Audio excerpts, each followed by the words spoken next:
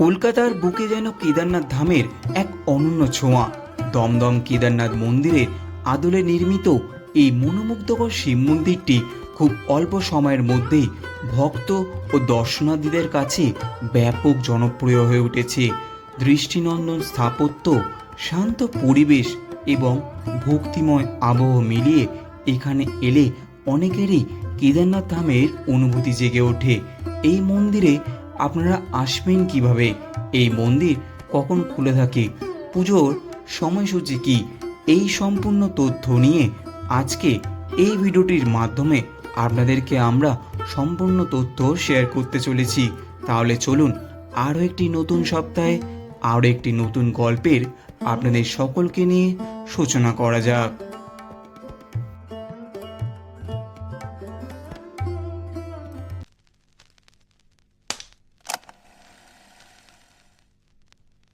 নমস্কার বন্ধুরা, আশা করি সকলে ভালো আছেন এবং সুস্থ আছেন। একটি নতুন ভিডিওতে আপনাদের সবাইকে জানাই স্বাগতম। আজ আমি এসেছি কলকাতার দমদম অঞ্চলে সদ্য উদ্বোধন হওয়া দমদম কেদারনাথ মন্দিরে। এই মন্দিরে আপনারা কখন আসবেন, এই মন্দির কখন খোলা থাকে, এই মন্দিরে আপনারা এসে কখন পুজো দিতে পারবেন, এই সমস্ত তথ্য নিয়ে হচ্ছে আজকের আমাদের এই ভিডিও।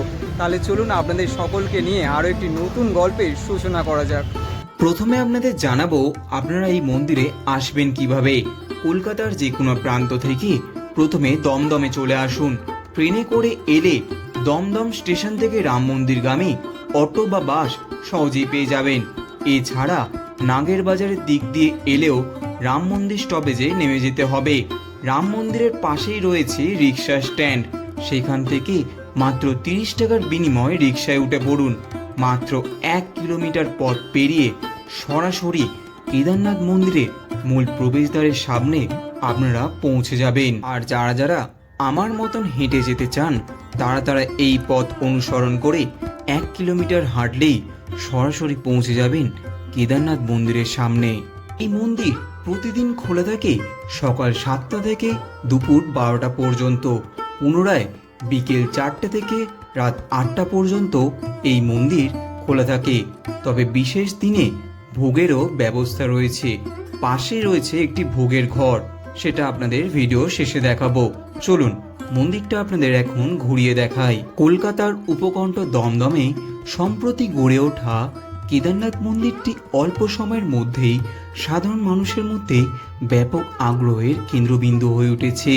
উত্তরাখণ্ডের বিখ্যাত কেদারনাথ ধামের আদলে নির্মিত মন্দিরটি এমনভাবে পরিকল্পনা করা হয়েছে যাতে দর্শনার্থীরা পশ্চিমবঙ্গে বসেই কেদারনাথের পরিবেশ, স্থাপত্যশৈলী এবং আধ্যাত্মিক আবহের একটি বিশেষ অনুভূতি লাভ করতে পারেন।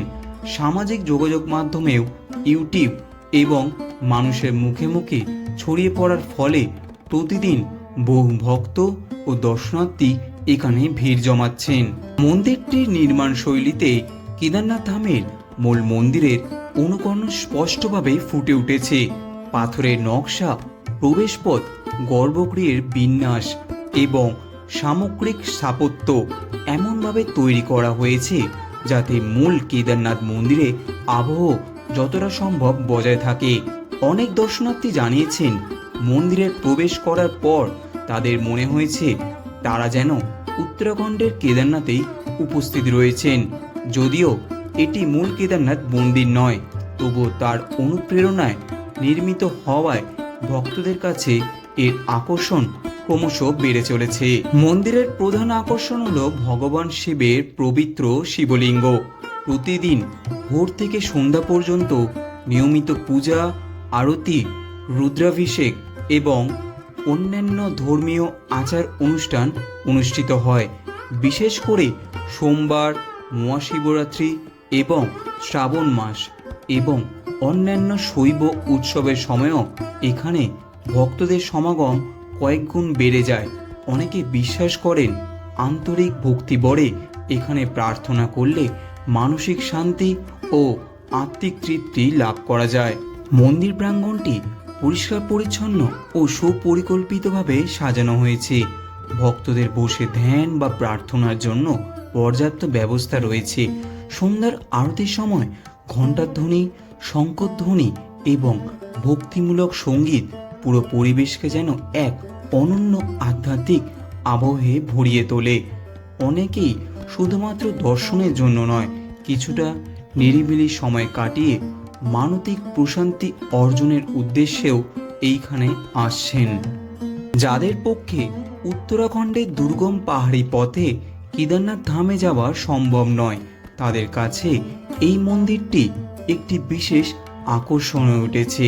যদিও প্রকৃত কেদারনাথ ধামের ধর্মীয় মর্যাদা ও ঐতিহাসিক গুরুত্বের কাছে এই মন্দিরটি তুলনা করা যায় না, তবুও কেদারনাথের স্থাপত্য ও আধ্যাত্মিক পরিবেশের অনুপ্রেরণায় এই মন্দিরটি নির্মিত হওয়ায় এটি বহু মানুষের কাছে ভক্তি ও অনুভূতির এক নতুন কেন্দ্রবিন্দু হিসেবে আত্মপ্রকাশ করেছে। প্রতিদিনই কলকাতা এবং পশ্চিমবঙ্গের বিভিন্ন প্রান্ত থেকে অসংখ্য ভক্ত ও দর্শনার্থী এখানে এসে ভগবান শিবের দর্শন করছেন। শুধু ধর্মীয় কারণে নয়, মন্দিরটির দৃষ্টিনন্দন নির্মাণ শৈলী এবং মনোরম পরিবেশ উপভোগ করতেও বহু মানুষ পরিবার পরিজন নিয়ে এখানে আসছেন। বিশেষ করে সন্ধ্যার আরতির সময় ঘণ্টার ধ্বনি, শঙ্খধ্বনি এবং ভক্তিমূলক পরিবেশ মন্দিরের প্রাঙ্গণকে আরও মোহময় করে তোলে, যা দর্শনার্থীদের কাছে গভীর আধ্যাত্মিক অনুভূতির সৃষ্টি করেছে। বর্তমানে সামাজিক যোগাযোগ মাধ্যমে এই মন্দিরের ছবি ও ভিডিও দ্রুত ছড়িয়ে পড়ায় এর জনপ্রিয়তা আরও বেড়ে চলেছে।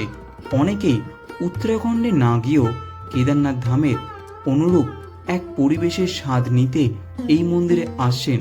তাই শুধুমাত্র এটি উপস্থাপনা নয়, বরং ভক্তি, স্থাপত্য, সৌন্দর্য এবং ধর্মীয় পর্যটনের এক অনন্য মিলনস্থল হিসেবে ধীরে ধীরে নিজে পরিচিতি গড়ে তুলেছে।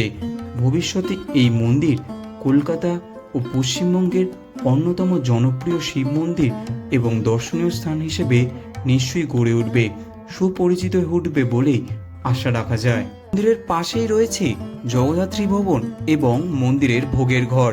এছাড়াও এই মন্দিরের মূল আকর্ষণ হলো কিন্তু এখানকার সন্ধ্যার আলোকসজ্জা। এখানেই শেষ হলো আমার দমদম কেদারনাথ মন্দিরের ভ্রমণ। এইখানেই শেষ করলাম আমার দমদম কেদারনাথ মন্দিরের ভ্রমণ। কেমন লাগলো ভিডিওটা অবশ্যই আপনার মূল্যবান কমেন্টটা কিন্তু আমাদের ভিডিওর কমেন্ট বক্সে জানাতে ভুলবেন না। ভিডিওটি যদি ভালো লেগে থাকে তাহলে ভিডিওটি অবশ্যই লাইক করবেন এবং চ্যানেলটি কিন্তু অবশ্যই সাবস্ক্রাইব করবেন, কারণ এরকম নতুন নতুন ভিডিও কিন্তু আমাদের চ্যানেলে আপলোড হয়ে থাকে শুধুমাত্র আপনাদের জন্য। তাহলে চলুন, দেখা হচ্ছে দুর্দান্ত একটা ডেস্টিনেশনে, দুর্দান্ত একটা জার্নি নিয়ে। ততক্ষণ সকলে ভালো থাকবেন, সকলে সুস্থ থাকবেন। স্টে টিউন বাংলার কার।